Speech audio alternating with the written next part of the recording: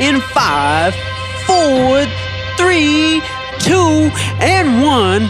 You are tuned into the Charlie Rocket Show, and I am your host, Charlie Rocket, aka CEO Charlie, aka Mr. Believe Bigger, aka Mr. Dream Crazy, aka My Story Isn't Over Yet, comma. Yes, I put a comma at the end because the comma is the punctuation mark that everybody looks over.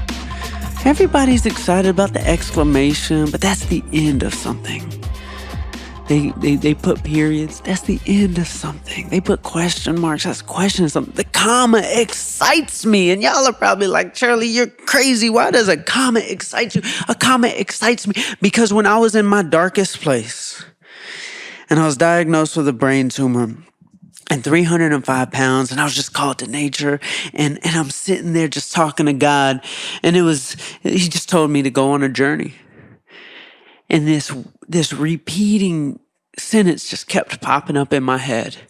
My story isn't over yet. My story isn't over yet. My story isn't over yet. And I know there's probably a lot of you guys out there that feel the same exact way. You might be out of college and you got a job and you're like, this isn't what I imagined. Like, I have to live a great story. This can't be it. Or you might be in your 40s and you might feel like it's over, like the heyday is over. And there's something deep down inside where you're like, there's more than just this. This isn't how the movie ends. My story isn't over yet. And that is what I named my fan-made Nike commercial that changed so much of culture. I wanted to create a story through my life story in a 2-minute form, in the format of a Nike commercial that was going to touch people's hearts in a way that it would make them believe that their story isn't over yet either. And it touched way more than 1 million people. I wanted it to be seen by 1 million people. It touched millions and millions. And most importantly, is it shifted culture. One film shifted an entire corporation that shifted all of culture. The best performing stock in the Dow Jones Industrial Average, the top 30 companies in the world, the best performing stock of 2018 is a company by the name of Nike. And little old Charlie Rocket was able to shift things in a major way by inspiring them, and then they went and inspired everybody. Now I want to tell the story, but first, we got to go all the way back. Because for you to understand how I became a Nike athlete, you got to understand the quantum energy that's been put out into the universe and with God that actually made this happen. It's way deeper than just creating a commercial. It's about the energy that's been put in my entire life. So I want to take you back. I want to take you back to when I was 8 years old and I walk into my grandfather's house. Now, my grandfather, he was a cool cat. It's who I was named after. He was my best friend. It's who I wanted to be like. Charlie Jabaley Jr., that was his name. I was Charlie Jabaley III. But see, he had the wavy hair. Man, he was the man. He would be suited and booted when we would get to church, and all the old ladies, they would be just swooning over him, and he would bring tomatoes and lettuce and hand out bags to everybody at the church and hold the door. Me and him would hold the door for everybody. I mean, Charlie Jabaley Jr. was a class act. But I walk into his house with my dad, and they get into this heated argument, and I don't know what they're arguing about. They're using terms I just don't know, and they're just going back and forth, and their voices are raised, and I'm like, Jiddi, that's grandfather in Arabic. He's a Lebanese man. For everybody wondering, my last name, Jabaley, is a Lebanese name. I say, Jiddi, what are y'all arguing about? And they were debating And I'm like, what's there to debate? And they're always going back and forth of where they would invest their money, and this stock is doing this, and oh, this is going to do that. And it's kind of like they're debating almost like it's sports, like it's Skip Bayless versus, Stephen A. Smith. And I said, I want to argue too. I want to be in this conversation with y'all. Y'all are talking about money. I want to make money too. And I walk over to the TV in the corner, sitting on a little metal stand. And this is back when the TV had the little flip dial. My grandfather, who was old school, he would keep the flip dial TV with the antennas and stuff. And I remember there was always this channel he was watching, and it had this blue and white ticker going across the bottom. And I would see the numbers going up and going down. And I remember one day there was something that fascinated me like no other. I saw it say Dow with a green arrow that said 100. And I didn't know what that meant, but something being up 100 was exciting to me. And I'm talking about, oh man, I've got to be a part of this. It's up 100. And I went to my dad and I went to my grandfather. I said, how can I do this with you guys? I had been saving up money since kindergarten, always doing chores. And I'll tell you a story about how I got the addiction to watching money grow. Now, not the addiction to money, because a lot of people look at money as a tool to be spent. I looked at it in a complete different way. I looked at money as an opportunity to beat my high score. I wanted to watch it grow. And it all goes back to when I was 5 years old in kindergarten. Now, at my school, Nancy Creek Elementary, they had this federal union savings program for us. And our parents would send money with us to school on Wednesdays, and we would have our little bank statement, book ledger, and we would bring our money, and we'd stand in line, and we'd walk up to the teacher, and she would write down in the notebook $20 and then the new balance. Then she would take the money and give it to the school, and they would deposit it into the bank account for us. But every time you would make a deposit, they would give us a sticker to put on our crown box. And I told myself immediately, I said, I'm going to have more stickers than anybody. That was my goal. That was my key metric. If anybody knows me and they see my thermometers on Instagram, I keep these goals based on things that are like visual. So I wanted more stickers, and I would bring money every week, whether I had to clean up the house, I had to do chores, whatever I had to do to be able to get a sticker. And I put stickers on the outside of my crown box. Then I filled up the inside of my crown box. And then it was so full that I got a second crown box, started putting stickers on it, and I put a rubber band around them because I was walking around kindergarten class showing everybody I got more stickers because I was dedicated. So when it came to me wanting to invest in stocks at age 8, I had a couple $100. And I told my grandfather, I said, I want to be in this and I want to do a competition with you guys. Let's see who can pick the best stock. My dad picked, I think he picked Sara Lee, which was a company that at one time owned Electrolux, which was the vacuum cleaner company that my grandfather, my dad, and my mom sold vacuum cleaners for. So it was a company he was very familiar with. Now, Sara Lee, they make bread and they own Hanes underwear, and they're a conglomerate. So he bought that. And I remember my grandfather bought a utility company the Southern Company, which owns Georgia Power, Alabama Power. It paid off a dividend and boom, boom, boom. And I picked Nike. Nike, to me, was the most exciting company in the world. They had Michael Jordan, and I was just like, this is it. But my dad and grandfather were terrified for me because the stock had been going down for years. It was in the dumps.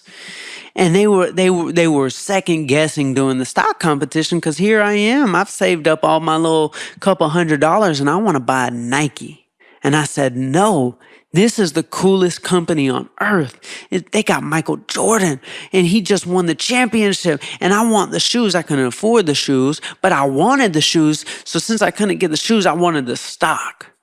Well, let's just say I won that stock competition, and I didn't win by a small margin. The stock started going up. The Nike released the Presto. Michael Jordan won another championship. The stock started turning around. Sneaker culture became the biggest thing in America. And Nike is flying all the way up.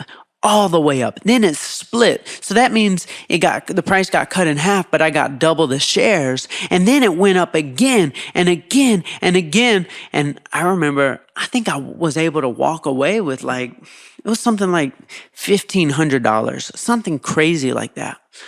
But I didn't know anything about stocks. I just knew what was cool.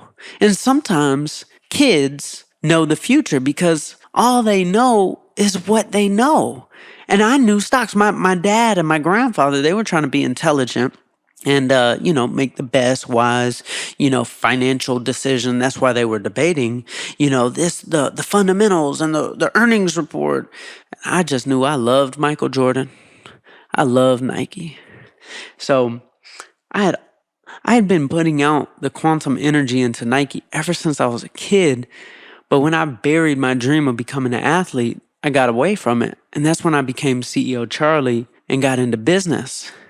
But when I walked away from my business and I was becoming an athlete again and I was training for my Ironman, I remember it was January of this year.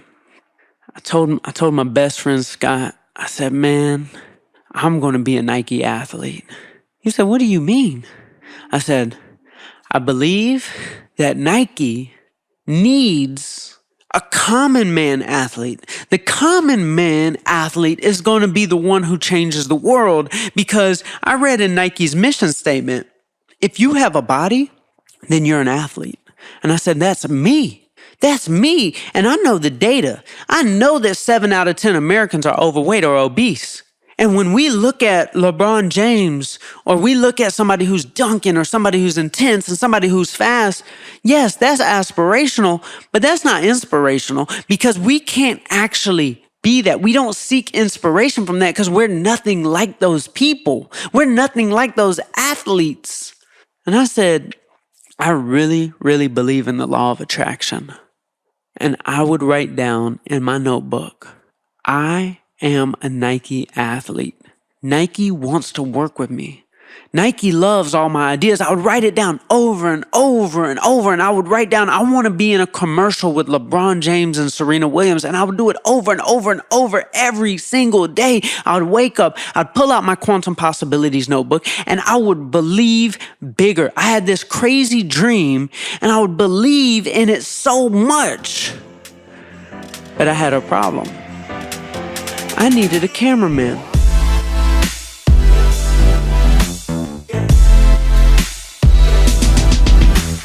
I know that sounds simple, but to do what I wanted to do, I needed somebody extremely talented. And I had just moved to LA and I didn't know anybody here. In Atlanta, I was the man, I had access to people, but here in this big city, I'm new and nobody knows what Street Execs is in LA. And, I was off social media. I didn't have the resources. So I'd call up my friends and I said, I'm looking for a cameraman that can do music, color grading, shoot and edit. And everybody would tell me, Charlie, man, that's going to cost you, $15,000 a month. Like, all the super talented people work for the movie studios. And if they shoot, they might not know how to edit. And if they edit, they might not know how to shoot. And they definitely don't know how to make music and score original music. And I said, no, this is possible. I know these people exist. I know they do because I'm from Atlanta and they existed in Atlanta. So they've got to exist in LA. And everybody just told me I was crazy. One day I called my boy Blake up. And Blake is somebody who used to manage John Legend and different people, like big people. So he's very connected. He worked at television studios and knows producers and editors. And I said, Blake, man, please, can you introduce me to somebody who might know somebody? Hold on. So I want to call Blake real quick, so you guys can get a little taste of this story. Give me 1 second. Let me call Blake Roscoe on the phone. Charlie. Blake, what's up, bro? What's good, man? I was just talking about the meeting that we had the day before I found my cameraman. Can you walk me through the story, man, from your perspective of how that whole thing unplayed, how I came to you about, finding a cameraman and just everything you witnessed from your perspective?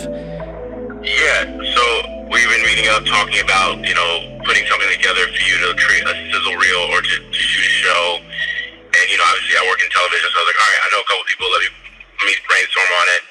And I said, perfect guy is my roommate because he basically puts these reels together for a living. Like, that's what he does. He puts the sizzle reels together. He creates show concepts. He pitches shows. We went to Gracias Madre. He was immediately just saying, like, I don't think that you need to be doing this. I think you need to, keep building your brand. Don't worry about finding a camera guy, all these things. You just need an editor. You already have footage. And from your perspective, you were like, I know where I'm at. I know what I create, and I know the vision that I have for my brand, and I know I need a camera guy that can help me to pull all this stuff together. Because if I have that, then I'll be able to build the platform to get to where I want to go. And so we left. You weren't necessarily disappointed, but you were like, his attitude wasn't as positive as ours normally is when it comes to seeing your goals, making them happen. And so you're like, you know what? Tomorrow I'm going to find my camera guy. I'm going to find the guy to help me to pull my visions together to bring all this stuff to life. And you literally said it. You said tomorrow I'm going to find the guy. Maybe the next day or the day after, you said, Blake, the guy walked into my living room yesterday afternoon.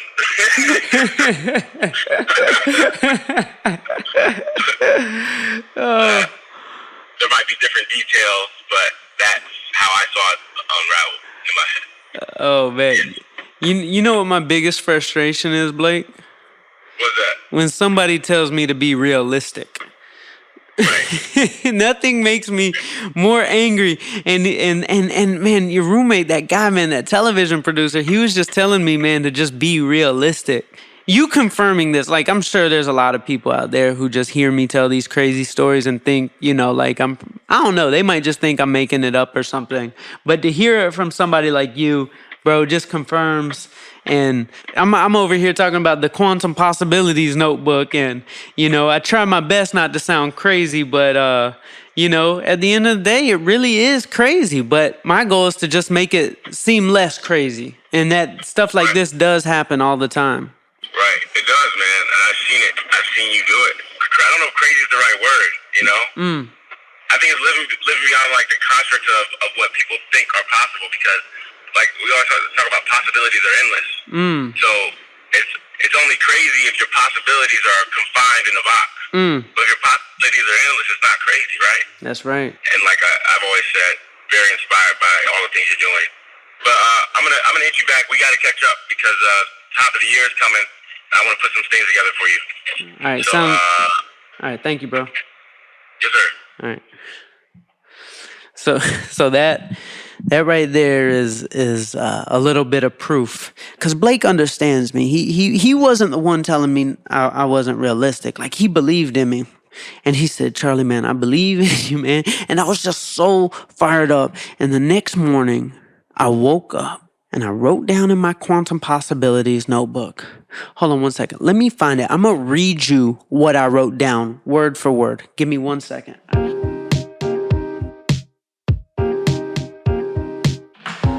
Let me get my notebook. Okay, so this is the day. This is the day right here.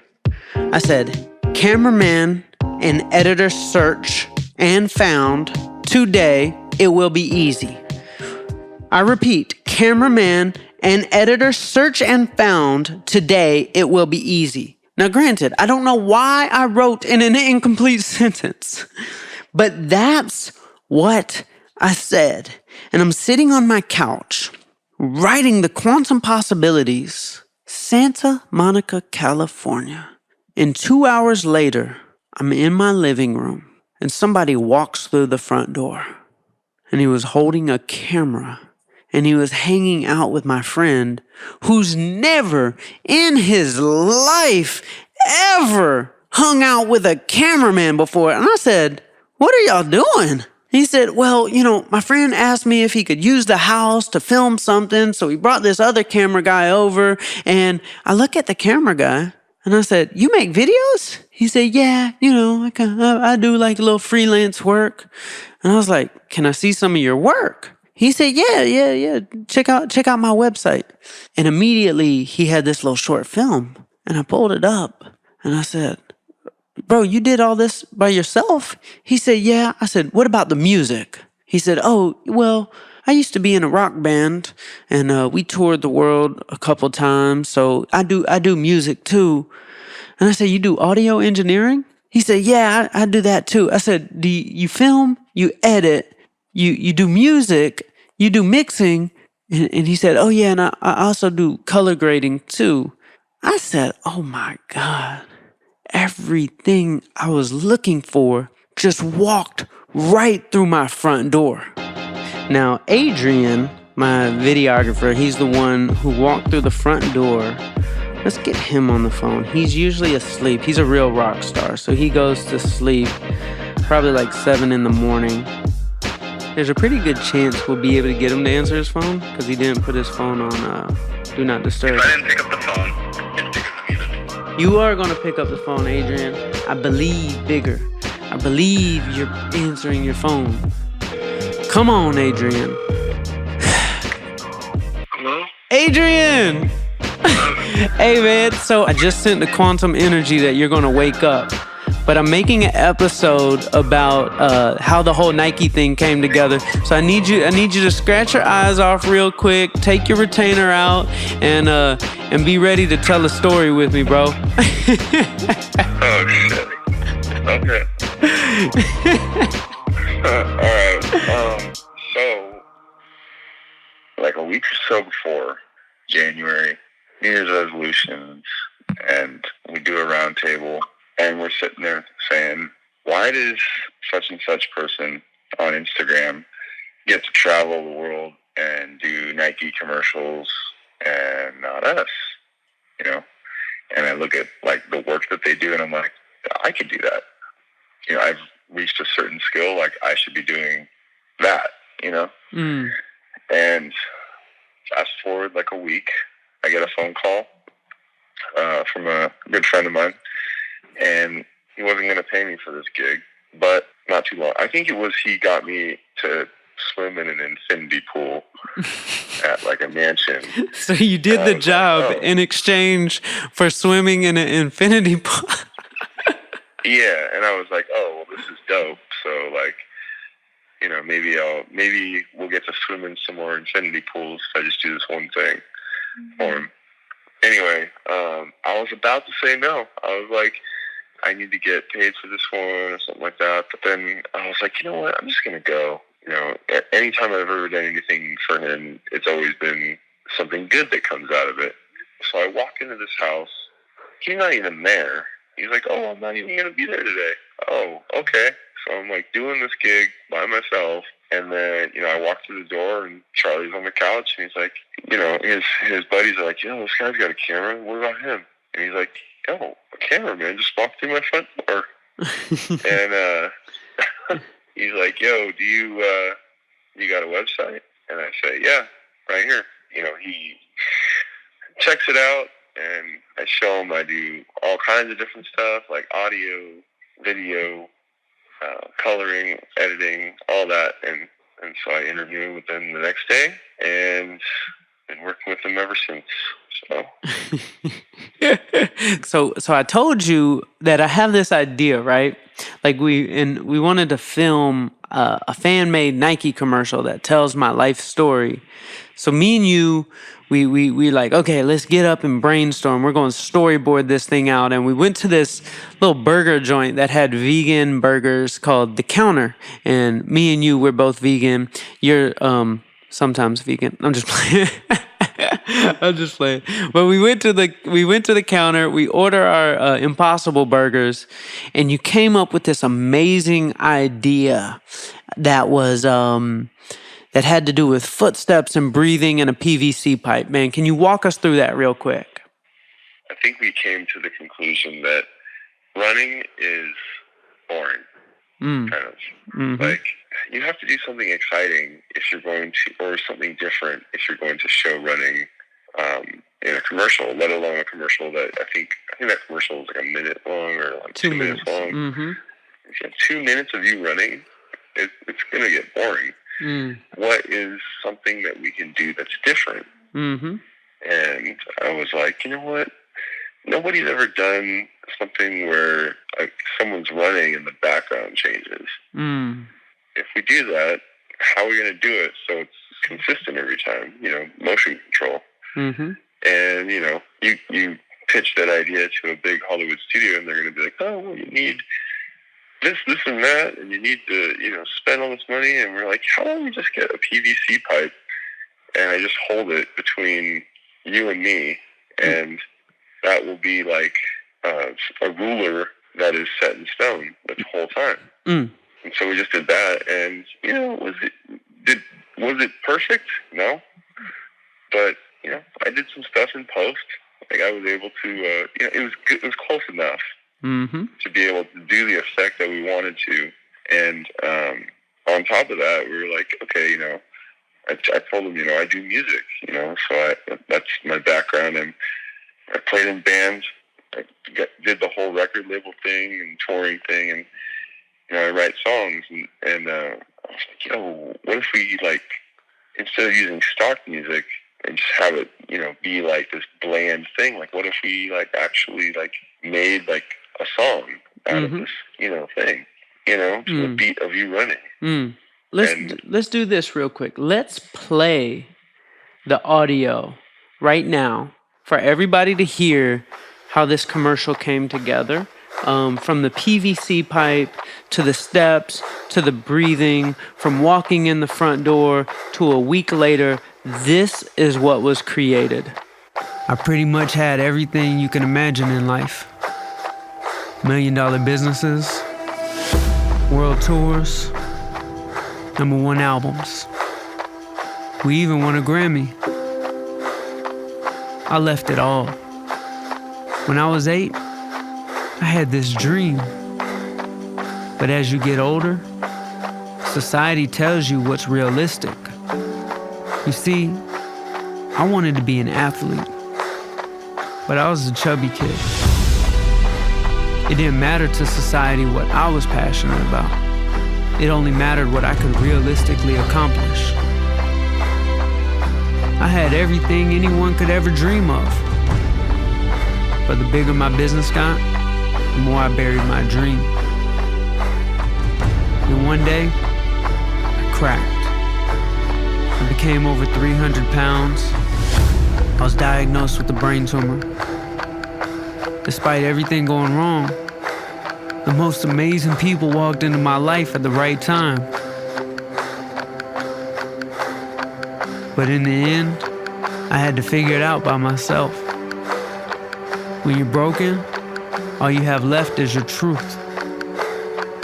I left my company, my friends, my city. I reinvented my entire life. I had to go back to that 8-year-old dream of mine.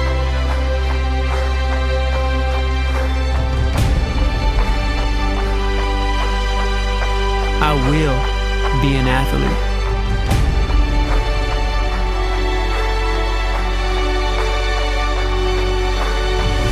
My story isn't over yet. Man, Adrian, that commercial was so life-changing for us. You want to know something quantum? I mean, I know you know it, but the audience, y'all want to know something super quantum about that commercial?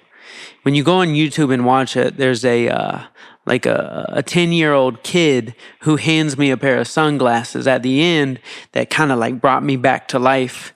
And that kid's name actually was Charlie.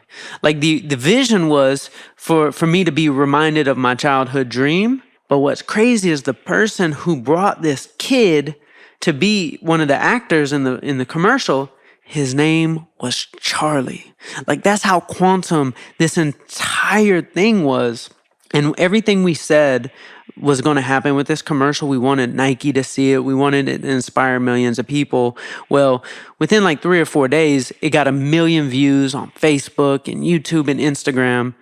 And then Nike called and said, "We don't know who you are, but you have our entire campus in a frenzy." And they flew me and Adrian up to Nike, man. What was the experience like just after walking through my front door, us making one commercial, and then boom. And Adrian, you're a huge sneakerhead. Like, you love sneakers, you love the culture. What was it like going to Nike? Well, at first I was like, oh, okay, well, like, I didn't really think. I get very skeptical about things when people say, like, oh, yeah, we're going to fly out and do all this stuff. And I was like, okay, yeah, that's cool. And then I'm on the flight, like, going out there. I'm like, oh, this is real. You know, it doesn't really sink in until you're on the flight. And then you get there, and, you know, I am a huge Nike fan, like, ever since I was a little kid. And to be able to be in the place where I'm, like, looking at, you know, samples that haven't been released, you know, or, you know, things that they're working on, colorways that are just about to drop 3 months from now that no one's seen, but I'm seeing it right there. You know, that was just incredible. And, you know, I think the first thing they did was it brought us into a meeting, and it was like, okay, you know, it was a regular meeting, and then all of a sudden they bust out the gifts. And I'm just like, oh my God. I was looking at Charlie like, damn, like, can I get a pair of shoes? And, you know, eventually they, you know, after they were done giving you, like, you know, 50 pairs of shoes or something, like 30, 50 pairs of shoes or something, they're like, hey, yo, do you want some stuff too? I'm like, hell yeah. They definitely, I would say it was unlike anything I've ever seen in my life. They didn't just give you free stuff and then that was it. They literally took you across the entire campus and gave you the red carpet the entire time. Like, they had slideshows customized to you. They had custom shoe boxes for you. They had custom merch just for you. You know, they let you train with the best trainers in the world. But man, Adrian, bro, I know this has been one of the most interesting years of both of our lives. We've had interesting lives, but this year was one for the record books. And the way it came together, you know, I always told, like, my mom and my best friend, I was like, the way Adrian walked into my life, I knew it was bigger than me. And I knew we were going to make history. Like, when things come together that way, there's no way we can't make history. And I would write in my notebook, I was like, my cameraman's going to change my life. And it came true. And you didn't just change my life, man, you helped change all of culture. Because what happened next after we put that commercial out changed the face of the best performing stock in the Dow 30, and that corporation is called Nike. And Nike went and changed the entire country this year with something that me and you helped create. So, man, I'm gonna jump back into the podcast and summarize what happened the rest of the year. But Adrian, bro, thank you so much for telling the story. I'm working diligently on converting you into a full-time Kool-Aid drinker of quantum. You are halfway there. You, for the audience listening, there's a couple things that I'm not fully subscribed to, but you know, the Kool-Aid's tasting pretty good. You know, maybe I'll go to the grocery store and buy some on my own. I think by the end of next year, we'll get Adrian to fully believe in quantum, because the more crazy things he witnesses, the more he believes. But But it's good. It's a fun journey. Man, thank you, Adrian, for jumping on the podcast. Sorry for waking you up. Before you answered, I was... I'm going back to bed. All right, man. You and I have like the opposite schedule. We do, man. We do. All right, bro. Thank you, man. All right. All right. So that right there is Adrian. Walked right in my front door. We got to experience all this together. And after we put that commercial out and Nike flew us up, we didn't know what they had up their sleeves. We just didn't know what they had planned, but whatever it was big. And I could tell they truly valued me. And one of the guys who worked at the company, he was like, man, you inspired us, Charlie. And I'm like, really? He said, yeah, man, you inspired us. And fast forward, 4 or 5 months, I get a phone call from one of the guys at Nike. And he said, Charlie, the 30-year anniversary of Just Do It is coming up. And we want you to be a part of something that you helped inspire. We want you to be in a commercial, maybe the biggest Nike commercial of all time. And I remember I was at the track when I got the phone call, which I believe is quantum. When you're chasing your dream, great news always comes to me when I'm in the middle of chasing one of my dreams. They told me they had this commercial. And a lot of you guys might be familiar with it. It's the Colin Kaepernick commercial. The biggest sports commercial ever made in the history of the world. And I was going to be in it. And I would write in my notebook every single day for almost a year that I'm going to be in a commercial with LeBron James and Serena Williams. I would write in my notebook, I will be a Nike athlete. I wrote in my notebook that I'm going to be the common man athlete that inspires the world. And it came true. Everything came true. I believed bigger and I dreamed crazy. I made a fan-made Nike commercial called Dream Crazy, where Nike gave me an astronaut's backpack because my name is Charlie Rocket. They gave me an astronaut's backpack, and I had the backpack fall from the sky like an asteroid, and I discover it, and inside of it is this typewriter that Nike gave me with a letter, and it's a real package that they sent me.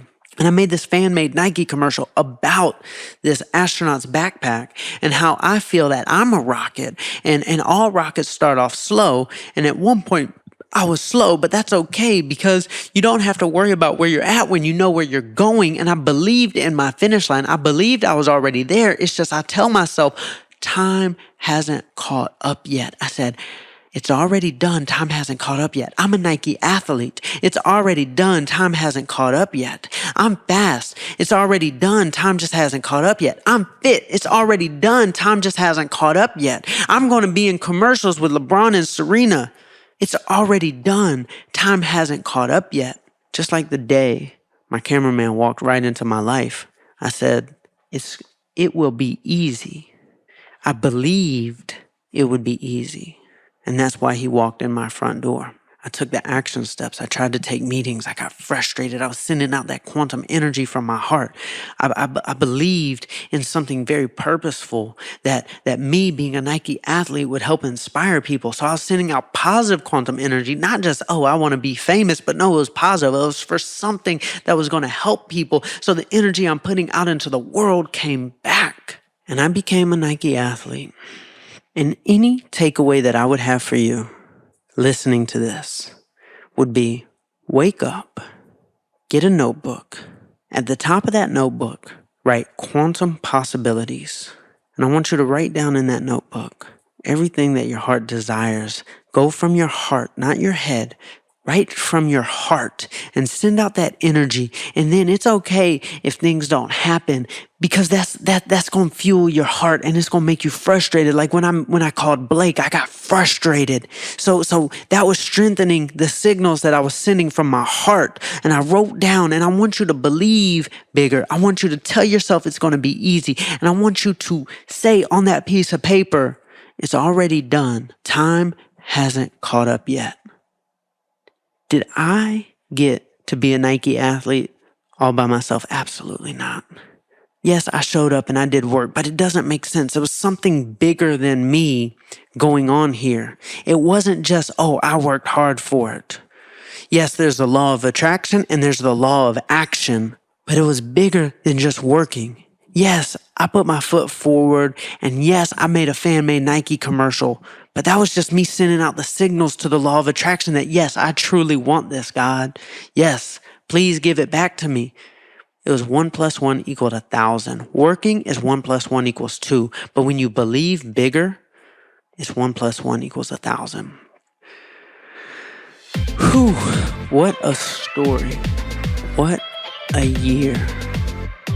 I'm so glad that all this was documented. I post the notebook pictures on my Instagram all the time. Please go follow me on Instagram @Charlie. And you'll be able to see, in my stories, my quantum possibilities and the things I write down. I like showing proof that, this magic is possible. I love believing in magic, and I want you to believe in magic too. Thank you for tuning in to this episode of The Charlie Rocket Show. And I just want to give real quick, before I let you go about your day of inspiration, I want to give you a Rocket Gang State of the Union address. Rocket Gang is my community of believers where we're all rockets.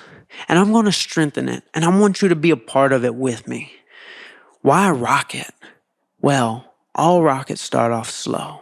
And when we're starting our businesses, when we're starting our health journey, when we're starting everything in our life, it's okay that it starts off slow because we know it's going to end up fast. So we're all rockets. And Rocket Gang is about to go to the next level. I'm going to launch this app called Rocket HQ that's going to have premium content. It's going to be the community for Rocket Gang. It's going to be the headquarters of everything Rocket Gang. There's going to be exclusive podcast episodes. There's going to be audio guided runs that I create original content. There's going to be question and answer. There's going to be AMAs, ask me anything. But most importantly, there's going to be the community that I wish existed when I was in a bad place. And this community involves 3 things: health, wealth, and happiness. On the health side, we have nothing without our health. And you know how much health means to me and how much I love teaching people about health, whether it's physical health or mental health.